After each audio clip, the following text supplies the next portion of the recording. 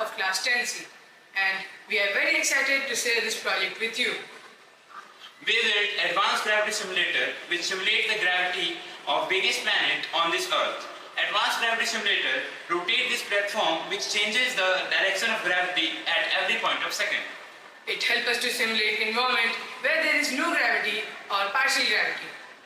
Now, let us come on the working of this project. Here we have used several components such as Arduino UNO microcontroller, breadboard, touch sensor, servo motors, and a battery disk, and also a power supply. We use 3 servos. The first servo rotates this platform which changes the direction of gravity, and other 2 servos tilt this servo and platform at 22 degrees which shows Mars gravity condition, like this. So this is a simple working of our project. Now, why we tilted this? A vertical setup experiences gravity and horizontal setup experiences zero gravity.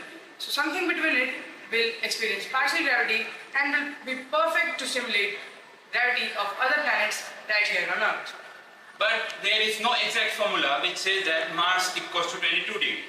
But according to some research and observation, scientists observed that at 22 degrees, the platform shows Mars gravity condition. Now, why we chose Mars? Mars is the only Earth-like planet, and in future, scientists will go to Mars, live there, study their environment, and grow food. But as we know, Martian gravity is less than Earth's gravity, so we built this project to study how plants react or respond to their environment and how plants will grow according to Martian gravity.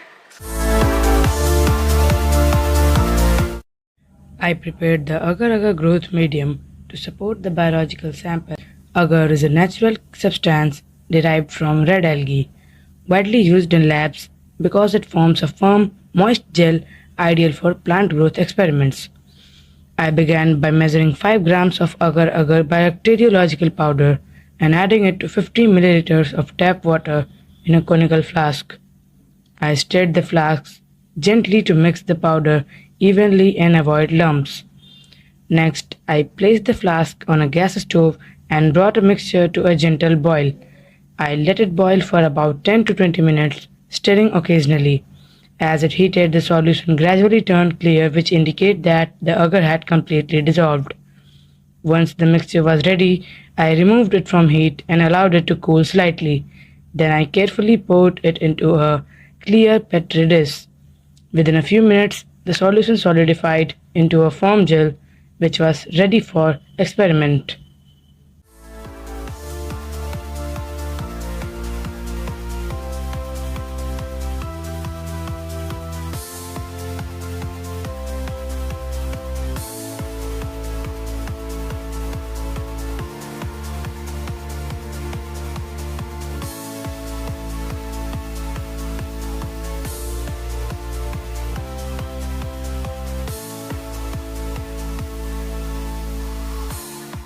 So this was our simple project.